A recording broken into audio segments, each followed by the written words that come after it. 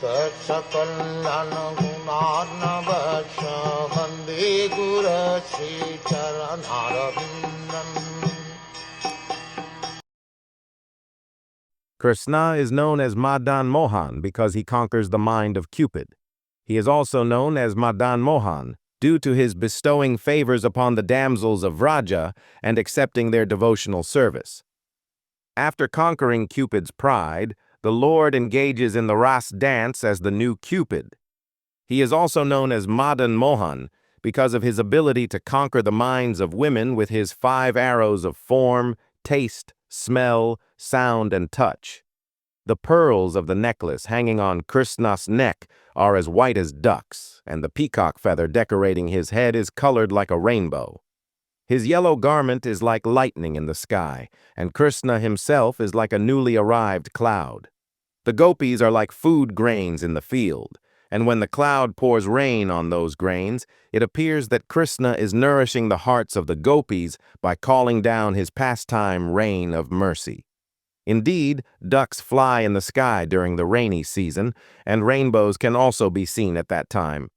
Kṛṣṇa freely moves among his friends as a cowherd boy in Vrindavan, and when he plays his flute, all living creatures, mobile and immobile, are overwhelmed with ecstasy. They quiver and tears flow from their eyes.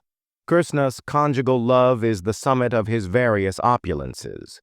He is the master of all riches, all strength, all fame, all beauty, all knowledge, and all renunciation, and out of these, his perfect beauty is his conjugal attraction. Such perfect conjugal beauty eternally exists only in the form of Kṛṣṇa, whereas his other opulences are present in his Narayan form. As Lord Chaitanya described the super excellence of Kṛṣṇa's conjugal attraction, he felt transcendental ecstasy and catching the hands of Sanatan Goswami. He began to proclaim how fortunate the damsels of Vraja were, reciting a verse from Srimad Bhagavatam, what great penance and austerities the damsels of Vrindavan must have undergone, for they are able to drink the nectar of Kṛṣṇa, who is all beauty, all strength, all riches, and all fame, and who is the essence of all beautiful bodily luster. The body of Kṛṣṇa, the ocean of the eternal beauty of youth, can be seen to move in waves of beauty, and there is a whirlwind at the sound of his flute. Those waves and that whirlwind make the hearts of the gopis flutter like dry leaves on trees, and when those leaves fall down at Kṛṣṇa's lotus feet, they can never rise up again. There is no beauty to compare with that of Kṛṣṇa, who is the origin of Narayan and all other incarnations, for no one possesses beauty equal to or greater than Kṛṣṇa's. Otherwise, why would the goddess of fortune, the constant companion of Narayan, give up his association and engage herself in penance to gain the association of Kṛṣṇa? Such is the super excellent beauty of Kṛṣṇa, the everlasting mine of all beauty. It is from that beauty that all other beautiful things emanate. The attitude of the gopis is like a mirror upon which the reflection of Kṛṣṇa's beauty develops at every moment. Both Kṛṣṇa and the gopis increase their transcendental beauty at every moment, and there is always transcendental competition between them. No one can appreciate the beauty of Kṛṣṇa by properly discharging his occupational duty or by undergoing austerities, practicing mystic yoga, cultivating knowledge, or offering various kinds of prayers.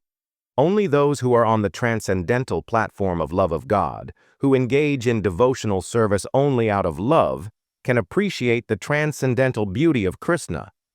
Such beauty is the essence of all opulences and is appreciated only in Golok Vrindavan and nowhere else. In the form of Narayan, the beauties of mercy, fame, etc. are all established by Kṛṣṇa. But Kṛṣṇa's gentleness and magnanimity do not exist in Narayan. They are found only in Kṛṣṇa. Lord Chaitanya, greatly relishing the verses of Srimad Bhagavatam, he was explaining to Sanatan, quoted another verse. The gopis used to relish the beauty of Kṛṣṇa as a ceremony of perpetual enjoyment. They enjoyed the beautiful face of Kṛṣṇa, his beautiful ears with earrings, his broad forehead, his smile, and while enjoying this sight of Kṛṣṇa's beauty, they used to criticize the Creator, Brahma, for causing their vision of Kṛṣṇa to be momentarily impeded by the blinking of their eyelids. The Vedic hymn known as Kam Gayatri describes the face of Kṛṣṇa as the king of all moons. In metaphorical language, there are many different full moons, but they are all one in Kṛṣṇa. There is the full moon of his face, the full moons of his cheeks, the full moon of the sandalwood pulp spot on his forehead, which is a half moon, and the beautiful full moons of his fingernails and toenails. In this way, there are 24.5 moons, and Kṛṣṇa is the central figure of all of them.